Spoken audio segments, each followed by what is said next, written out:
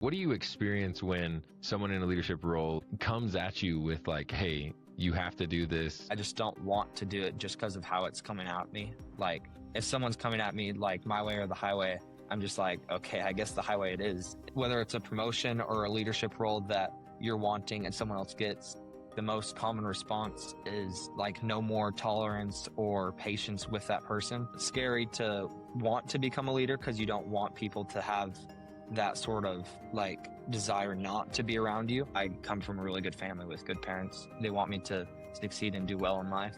That also does come with some restrictions on some pretty big things. I have definitely thought about, okay, what if I don't listen to my parents right now?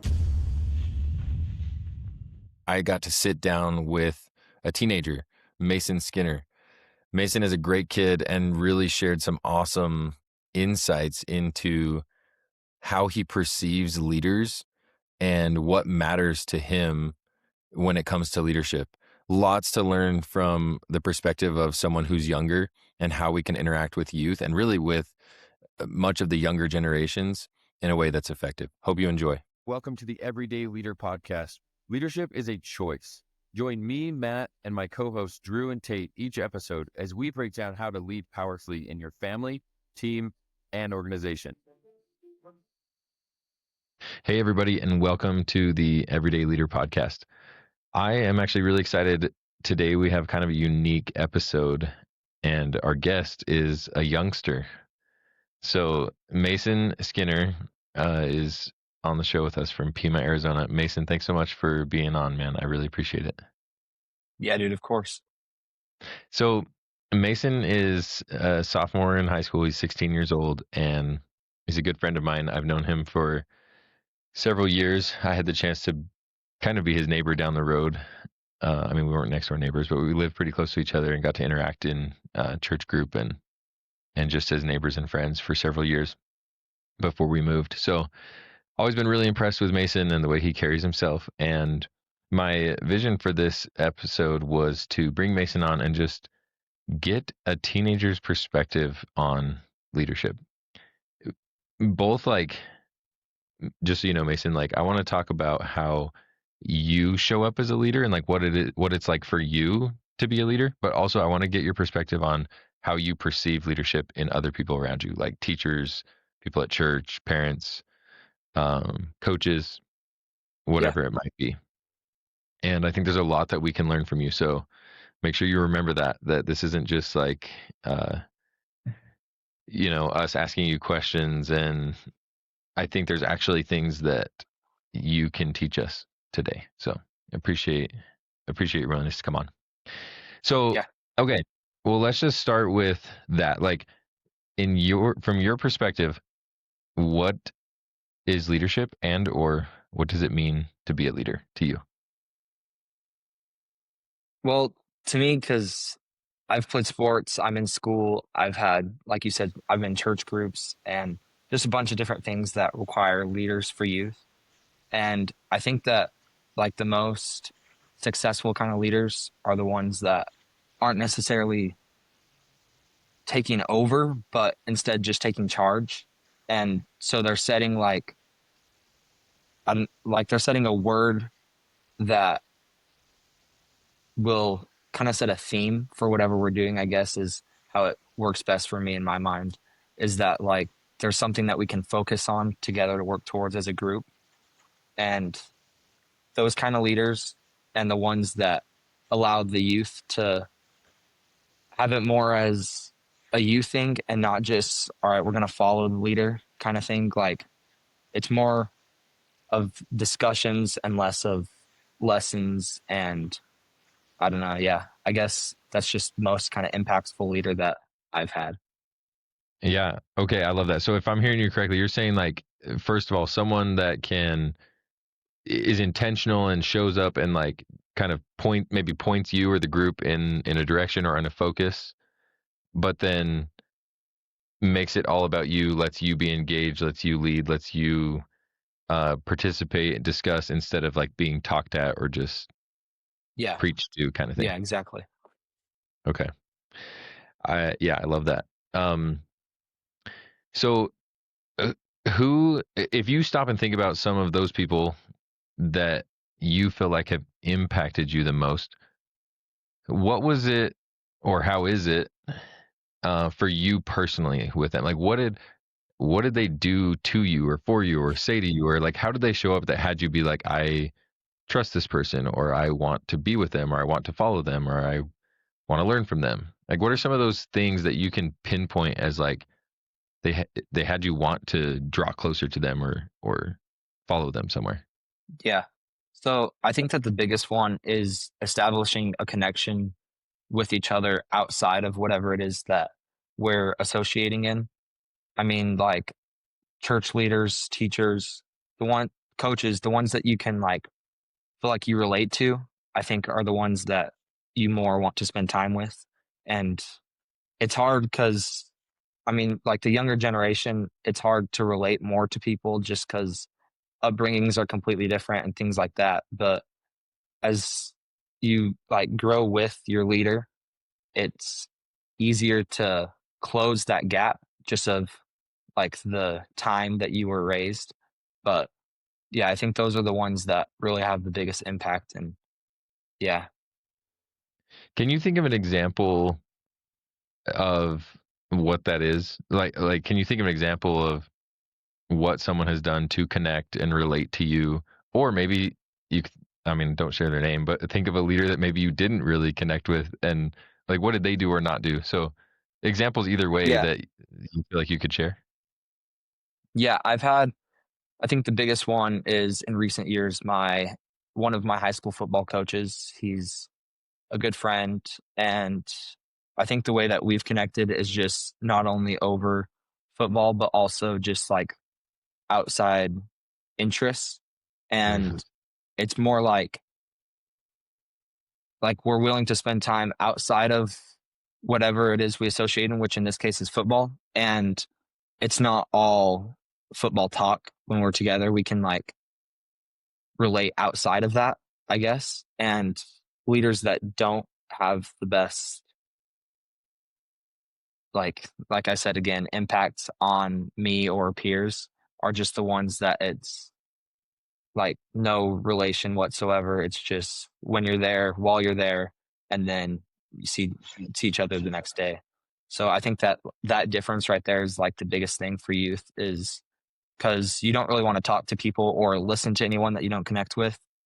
So yeah, Yeah, would you say that, and maybe you've considered this and maybe you haven't, but would you say that like by relating to them or them showing interest in you and relating to you, that you trust them in a different way?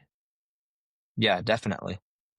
Yeah, you feel at least for me, I feel like the ones that I do connect with and establish that connection, I can just trust them that not only what they're saying is what's right, but also that if I ever need anything outside of it, then that they'll be willing to help with that as well. Yeah. Um, okay, so this is I'm curious your take on this. So a couple years ago, a few years ago, I was talking to someone who was in like a leadership role at a company as pretty like pretty high up in the company. And they made the comment to me. They said, "Well, I don't care if people like me." Or something like that. Like I'm not here to have people like me. And I remember thinking like, okay, there's some wisdom in that from the standpoint of like, it's probably not the best reason to make a decision. Like, oh, I'm going to make this decision because I want these people to like me. However, I remember reflecting and being like, and I think it's pretty important that the people you're leading like you. Yeah. What's your take on that? Like, and again, I mean, maybe like is the wrong word. And like, what what's your take on that? Like, have you ever had a leader or someone in a leadership role that you were just like, you didn't feel drawn to like be around them? Or I think of words like you respect them, revere them, like admire them, want to um, emulate certain characteristics from them, maybe. But yeah, can you think of a time when you had someone in a leadership role and it was just like you didn't feel those things? Yeah, definitely. I mean, there's been leaders who, I mean, it's not necessarily their fault sometimes because it's easy as a teenager to be not liked just because Yeah. attitude or whatever. But also, I think that the way that a lot of leaders look at that and respond to it is just like teenager boys or teenage boys are delinquents, and boys and girls too. Like they just think that not mature or can't do what they're asked or stuff like that. So I think that the biggest ones that are like that, you definitely don't want to spend more time with, and you don't want to listen to them anymore, which just makes problems worse and it just goes downhill from there. Yeah, man, that's so big. Okay, so for our listener, like what Mason's describing here is a really important principle, which is leaders um they are aware that how they look at people matters and how they talk about people matters, right? And what I'm hearing you say is that the leaders that you have been less inclined to follow or respect and revere are you get the perception that they don't think very highly of you or your peers. That it's like Yeah. they have this they've created in their mind a version of you that's like a delinquent or like a dumb teenager or just a dumb kid maybe, and that's really powerful. It's easy for leaders or people in leadership roles to forget that, and that's a massive principle. Like choose to see people differently. Like choose to look at a Yeah. teenager and say, well, this is actually like someone with a ton of potential and someone that has life experience and maybe hard challenges and a bright future. And how can I help move them along instead of view them and already like create an experience of them as a delinquent. That's awesome. Yeah.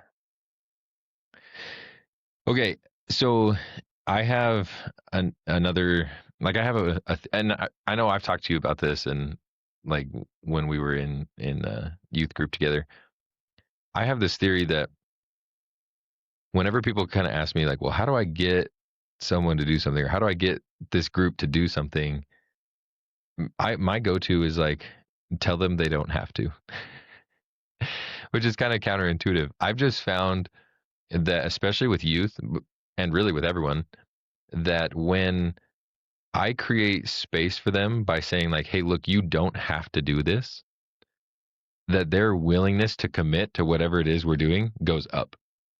Have you experienced that? And why do you think that is for you personally? Yeah. So definitely, I mean, the way that we did it when I was in the same group as you, I think it definitely made the biggest impact on those that didn't do whatever it is that they were being asked to, just because it feels like you give them a choice. Because, like you said, you don't have to do it. And so, them choosing to do it, it gives them that whatever that is in their brain that makes them want to commit to it. And just you being there, giving them the choice, I think makes them want to commit to you more as a leader.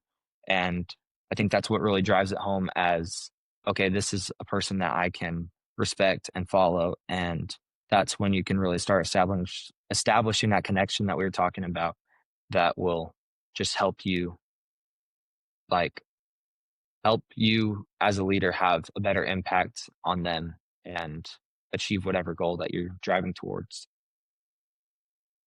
Yeah. So uh, curious, like if you, how does that land for you? Like, what do you experience when someone in a leadership role, like a teacher or whatever, comes at you with like, "Hey, you have to do this." And, it's like my way or the highway. What is your just like reaction? Like, what does that make you want to do or not do when that is the approach from someone?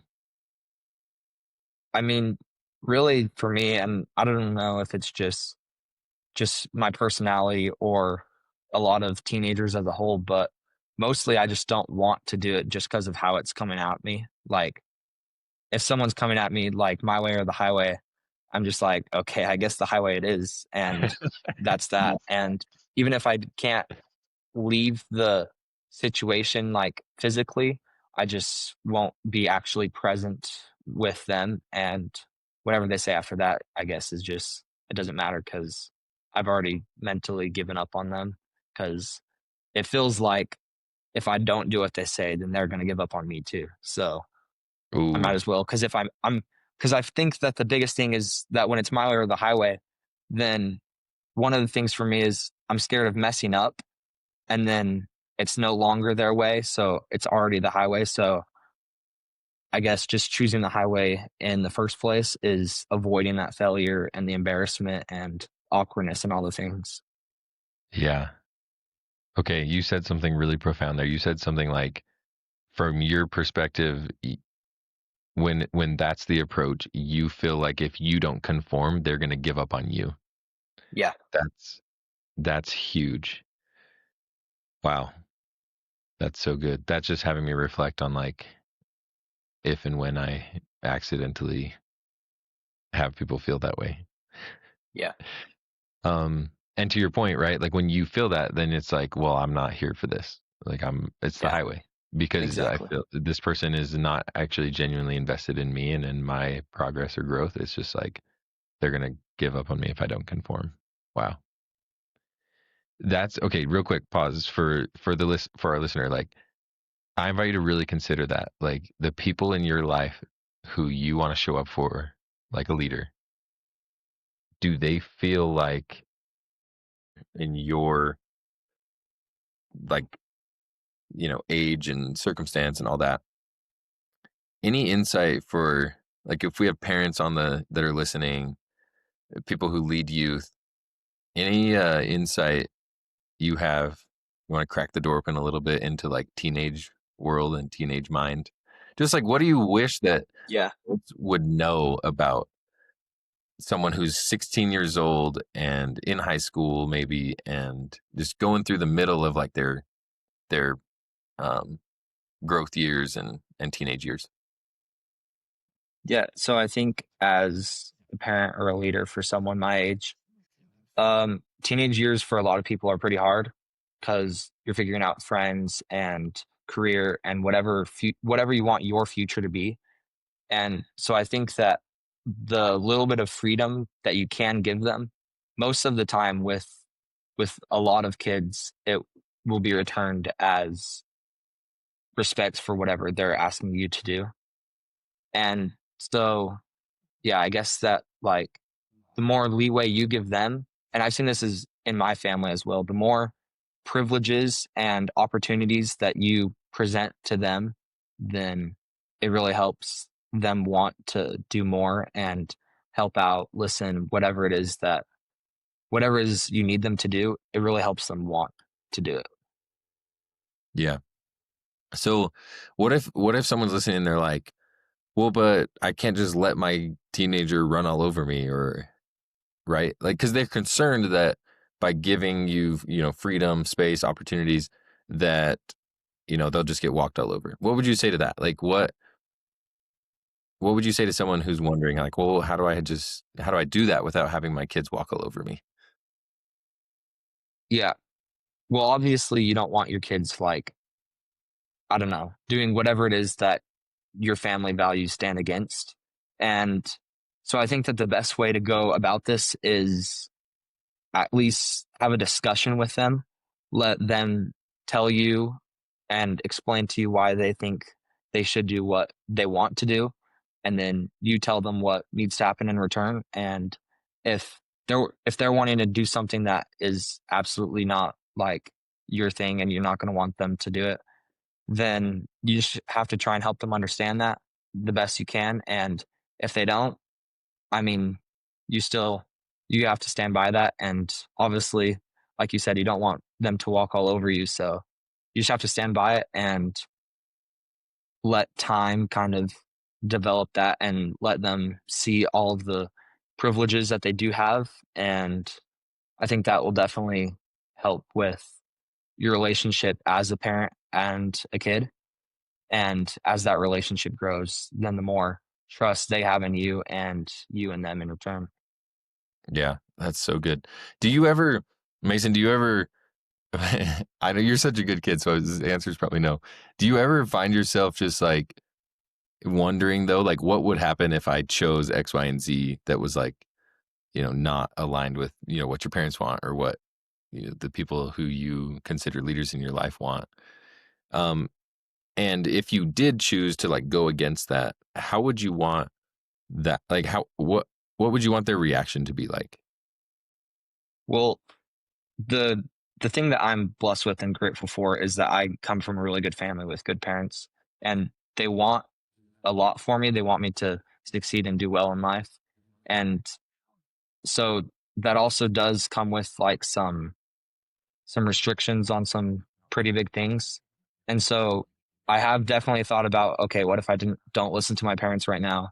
And what if I don't do whatever my coach is asking, or like whatever it is? I've definitely thought about that. And I kind of go through all the scenarios in my head of what can happen. And in the end, I really just want them to be like, I really just want them to not think it was a big deal and just blow it off. But realistically, I know that's not what's going to happen.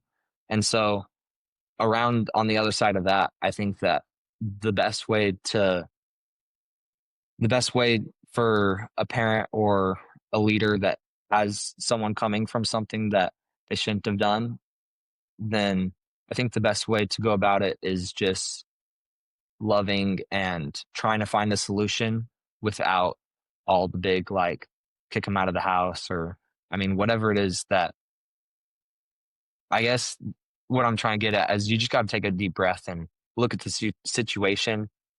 Like, remember that you were a kid once too. Everyone makes mistakes, and obviously, whatever choice they make is going to come with consequences, and they just have to accept that, I guess, because they're the ones that made the choice.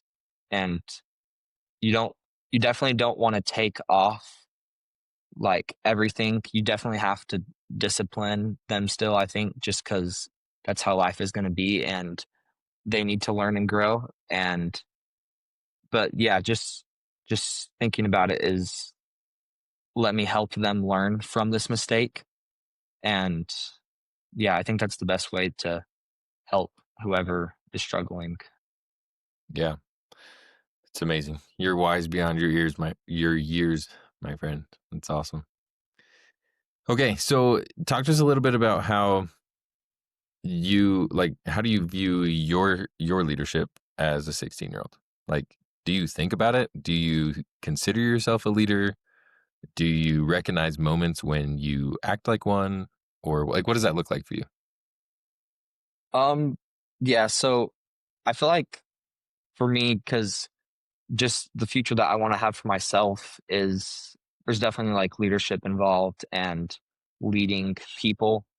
And I want to grow those abilities and those characteristics now while I have time to learn.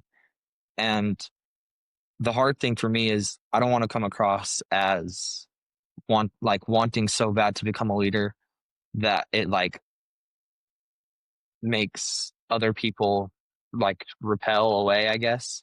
Yeah. And I don't know, because for some youth, if they're not chosen as the leaders, there's a lot of like jealousy involved. And I guess this can apply to everyone, not just youth. But if whether it's a promotion or a leadership role that you're wanting and someone else gets, then sometimes you're like the most common response is like no more tolerance or patience with that person. And so it's scary to want to become a leader because you don't want people to have that sort of like desire not to be around you. And so I guess just for me, being the leader is kind of staying, not necessarily not making a stand, but making one when it's necessary and when it's going to have the most impact, and not losing whatever power like my words might have, if that makes sense. Yeah. Yeah. That's awesome. Do you feel like, for yourself or like most people your age, do you still view like leadership as more of a role or title? Like, you're mentioning like some of these leadership positions, right? Like captain on a team or, maybe Yeah. something like that. Um, and when I say like leadership is a choice and it actually has everything to do with like how you choose to be and actually nothing to do with a role or title, like what do you think about that? I mean, maybe you've heard me say that before, but Yeah. Yeah, I have. And I definitely agree with it because you don't have to be in a physical position to lead.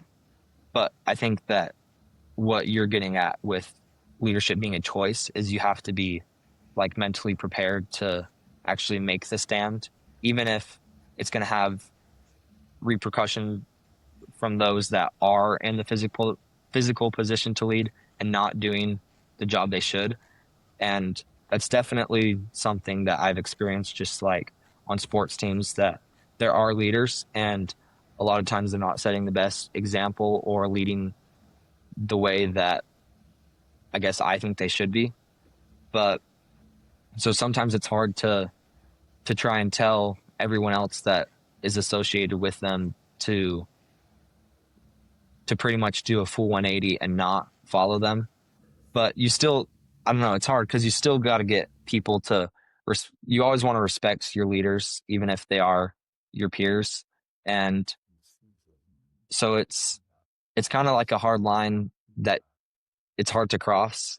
So I don't know. For me, I guess you just have to like first be able to lead yourself and then lead others without doing like a bunch of disrespect to those that are on those leadership roles, captains or coaches or yeah.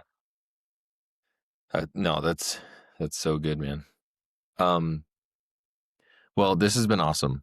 I think this is so valuable, and I think maybe some of our listeners will be like, "Well, Matt, you picked like the most unicorn teenager in the world to bring on to talk to." And I also am filled with like hope and optimism for the future, knowing there's people like you a few years behind me, coming up into the world and going out into the world. So, um, anything else you want to add, or any final thoughts that you have, or Um, Not really. I think that's the biggest thing, just what we've talked about is leadership is definitely a choice and how you lead is a choice. But to help youth, because I think that's where I can relate the most. Well, that's definitely where I can relate the most yeah, because that's all that I know. To help the youth, you definitely just have to give them the same respect that you want them to give you, and so good. and in time that will come. That's gold right there. I hope everyone listens clear to the end so they can hear you say that. Well, awesome, Mason. Thanks so much for being on. I love you, man. You're a fantastic kid, and just really excited to see what the future has in store for you, and grateful to um, have be at a vantage point where I get to watch you continue to grow up. So thanks so much for being on. Yeah, dude. Thanks for having me. Thanks for joining us on the Everyday Leader podcast. If you're ready to take your leadership journey even further, subscribe to our weekly newsletter for more insights and practical tips. And don't forget to connect with us on Instagram to stay a part of our growing community. Just follow the links in the show notes. If this episode impacted you, please help us spread the word and share the link with a friend from wherever you're listening.